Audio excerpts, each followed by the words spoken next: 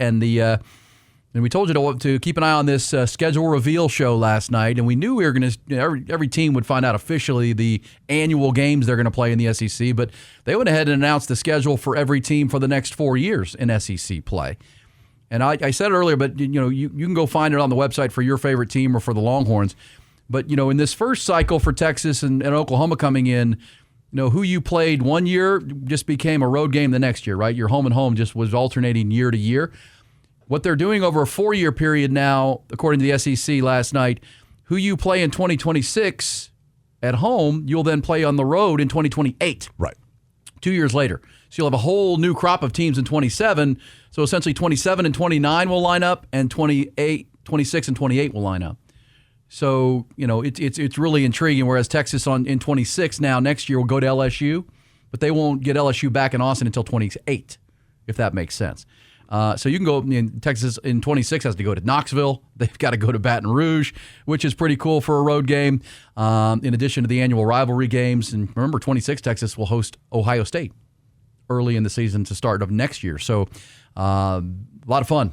Meaty schedules with 9 games. To talk about it, let's get to our Game Time hotline. He is the founder and the chief over there at SEC Unfiltered on social media, on YouTube. He's the best. He's our buddy Chris Phillips with the big picture thoughts from the SEC. Chris, how you doing, bud? Aaron, doing well, man. I appreciate you having me on. Yeah, really exciting stuff. Getting the schedules last night, a peek into the future of SEC football, but certainly excited right now. We got on deck week number 5. We'll hit the road to Athens, Georgia here in a few short days. I knew that's where you were going this weekend. Yeah, couldn't stay away. That's probably going to be one that's going to be a yearly trip for me. That Georgia Alabama Georgia game. It's a classic. It always delivers, and yeah, every year they play it, we'll probably be there. But like I said, looking at the schedule for years to come, there's going to be some really, really fun matchups I'm going to be excited to hit for sure. Yeah, the competitive balance, it just gets your juices flowing for what's to come. And I know you hear from all the fan bases, right? Texas included. And would you say okay, let me ask you this. What has been the response? Like, which fan base has been the most upset about their schedule or their annual game that they're going to get? I heard LSU's not happy the Alabama game's going away, but it will be every other year they'll play Alabama, which is good. What fan bases have been the most fired up by this new 9-game schedule and how it's going to shake out? Well, I think all of them have their gripes, right? I mean, if there's one thing we love to do as SEC fans, ties it all together. We all love to complain, right? I mean, it is what it is. But I think Tennessee specifically, I saw a lot of them, and I agree with them. It's going to be really weird to see the Vols in 2026 play neither Georgia or Florida, right? I mean, that's just we're not used to that. It's strange. That was the SEC East, right?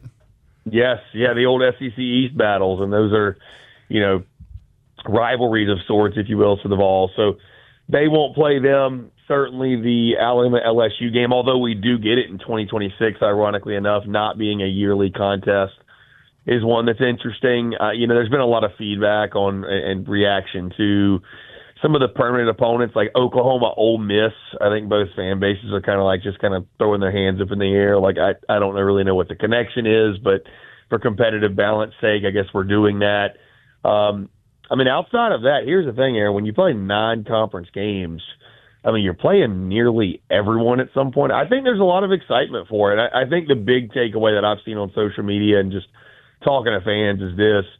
If you go 9-3, you better get in the college football playoff, because actually seeing it on paper, right, a 9-game conference schedule, and then like you mentioned, you still have to play, the Power 4 team in your non-conference. 9-3 better get you in, because the 9-game conference schedule, I don't care who your permanents are, it's brutal for everybody. Let's also keep in mind for folks, we're almost to October. There's a December 1st deadline for the Big Ten and the SEC to get together and kind of come up with a new format for the playoff beyond 2026 or this year, which, is it going to 16? Is it going to 14? And we know, Chris, that both the Big Ten and the SEC have been in lockstep to try to get kind of rid of their SEC and Big Ten championship games and make those kind of play-in games. Because to your point, going 9 games and you still would have to go play a conference title game on top of it, that's 10. They're also demanding that every team play a Power 4 school, a competitive Power 4 school in their non-conference. That gets pretty arduous. And you're right, the 9-3 record thing. But they want to get rid of the championship game and make that kind of a play your way in kind of game for some of the middle of the pack teams. Yeah, and it's a shame. I'll be one that, and I understand it, right? It's we're getting to a place where the title games just don't mean anything, and it's even, we have the conversation this year, right? Would you rather go 10-2 and miss the SEC championship, or go to Atlanta and play for it? And Texas got a taste of it last year, how much fun it is, and the event's great, but in the grand scheme of things, what does it matter? So, I understand when it goes away. I don't think it's an if, when it goes away, but I will be one, admittedly, growing up with the game, growing up when it really meant something. I will be one that it'll be a sad day when we lose the SEC title and we lose conference titles, but it's just, another sign of the new era that we live in, that is college football. Chris Phillips, he's SEC Unfiltered. He and his team doing an incredible job. All right, so you'll be in Between the Hedges this weekend, Georgia, Alabama. You also have A&M, Auburn, Ole Miss, LSU. Give me your thoughts on the big games of the weekend. Obviously, the biggest being Bama, Georgia from Athens. Yeah, it's an incredible slate, Aaron. I mean, this is one that I know we've been looking forward to, and I feel out there for anybody.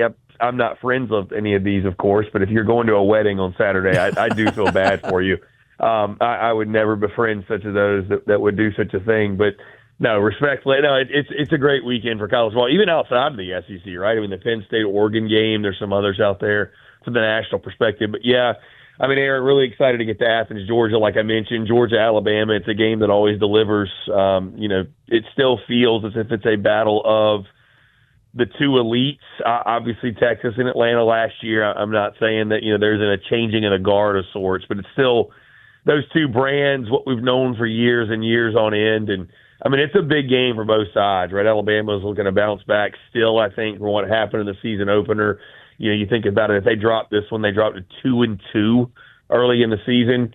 Georgia, on the other hand, looking to, exercise some demons a little bit against Bama. They haven't beaten Alabama in the regular season, haven't beat them in Athens since 2003. It's been a really, really long time. Kirby Smart's 1-6 against them. Obviously, the game last year in Tuscaloosa was a thriller that we were also at, and, Georgia loses that one late. So, I do think the Dogs finally, Aaron, I think they get the job done. I think they protect the home field. I think that, again, it's the first time Kirby Smart's going to get them between the hedges. I think the Dogs, I think it's going to be a thriller yet again, but I do think Georgia's able to prevail.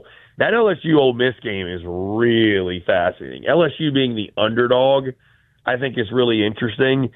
We're going to get lots of questions answered, right? Like, in LSU step up offensively, what does the defense look like against a Trinidad Chainless and Ole Miss that has been next level incredible for them? He's almost subhuman as good as he's been for them to this point. What does the Ole Miss defensive front look like? Can they slow down the run? I do think LSU is going to go into Oxford, Aaron, and make Trinidad Chainless look human. I think that LSU gets the win. I think defensively they're elite. I think they'll do just enough offensively, and I think to pull it out. And then you mentioned the Aggies and the Tigers, Texas A&M at home.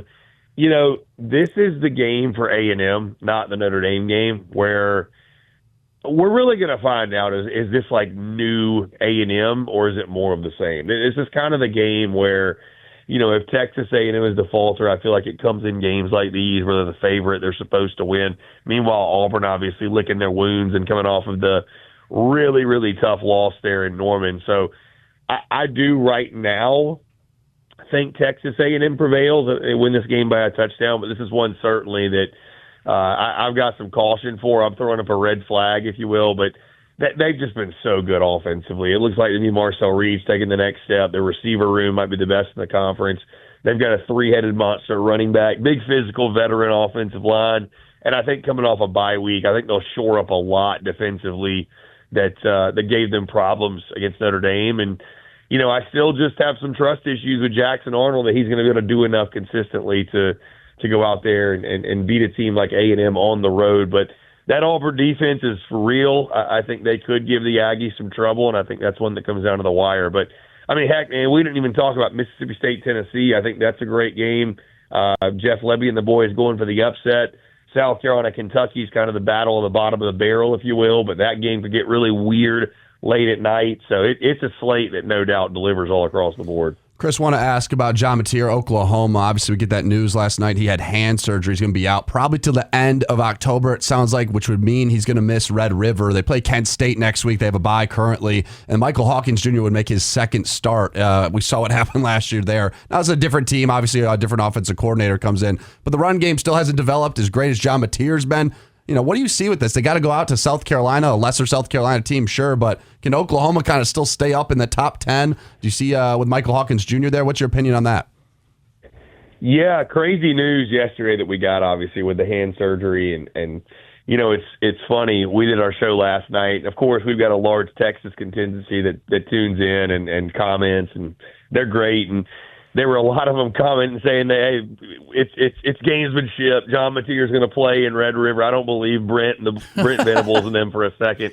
And I know the Red River shootout's crazy, right? And I think we would just expect the unexpected. I would be shocked if he played in the game just based off what the injury is, the timeline of surgery. And it's a shame. I'll be honest with you guys. It's the worst kept secret out there that I'll be attending my first Red River for this season. Come on. First time ever, and I do hate it. I do hate the fact that John Mateer won't play. More than likely, it's just you want to see the best version of both teams, because I think that injury drastically changes Oklahoma. I mean, listen, they're still elite defensively, right? I mean, heck, if Texas doesn't get it going on offense, maybe it's going to be a 7-3 Red River shootout. Who knows? But it just changes them offensively so much. I mean, you mentioned they have not been able to run the football conventionally. I mean, it's just all been, creativity with John Mateer, and it's one of the reasons we're so high on them, because, he's erratic at times. I'm not saying he's a perfect player, but when you got a guy like that under center, you got a chance to do some really big things. And he's just a guy that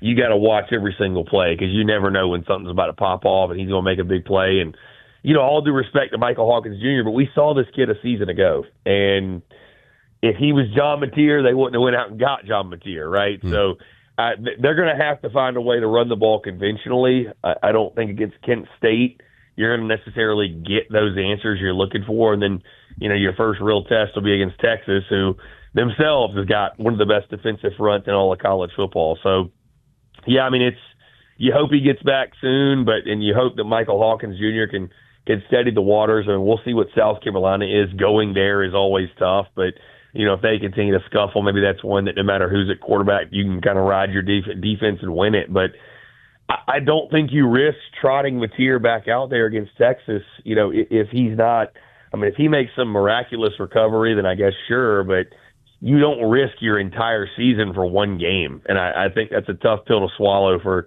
Oklahoma fans. It'd be a tough pill to swallow for Texas fans, because that one game isn't just one game. It means everything. It means everything. Well, I will say, having been to that game so many times, and I'm glad you're coming to your first one, Chris, but the first-time starters in that game do not have a good record. Michael Hawkins will not be a first-time starter in that game. Arch Manning will in a couple of weeks, which I think is interesting. But we'll get to that game. I agree with you 100% on Mateer. The surgery's actually going to be today on his thumb, and that'd be 17 days before the Texas game. The fact that they've beaten Michigan and Auburn, and they could find a win against South Carolina and just be a one-loss team, even if it is to Texas, they still would have a lot to play for when John Mateer returned in about a month from that. And the fact that he played through that, he suffered that injury in the first quarter and still led them to the go-ahead touchdown and threw for 271 yards. He was awesome, no question about it. Chris, hey, enjoy Athens. Thanks for the schedule talk, obviously, but, man, we can't wait to hear about your trip to Athens and all your road trips with SEC Unfiltered. When our show ends, hopefully people lock it in with you guys at SEC Unfiltered to get the unfiltered conversation around the Southeastern Conference. Thank you, my friend. Aaron, you're the best. Appreciate it. Have a great weekend. There you go. There's Chris Phillips. He's going to Athens. I needed to ask him. Dang it. I'll get him back. But you know what? I don't know. I got to give you something, because the Longhorns are going to go to Gainesville in 2 weeks, week from Saturday, then Dallas, and then Kentucky. Then they have to go to Starkville. I got something going on in Starkville that you need to know about, Noah, and you're going to give our people some Noah knows that they need to know about. Yes, sir. Also, we'll get back into that John Mateer injury. Speaking of John Mateer, Oklahoma, and Mike Gundy out at Oklahoma State, our friend Sam Mays will join us at the bottom of next hour. Sam, of course, was an All-American offensive lineman at Oklahoma State back in the day, played for Les Miles, but he covers that program, has for a long time. We'll get his level of surprise that the Mike Gundy news came down yesterday. That'll be at 8:30 next hour. It's game time on a busy Wednesday. Coming next, Noah knows. You may not know, but Noah does.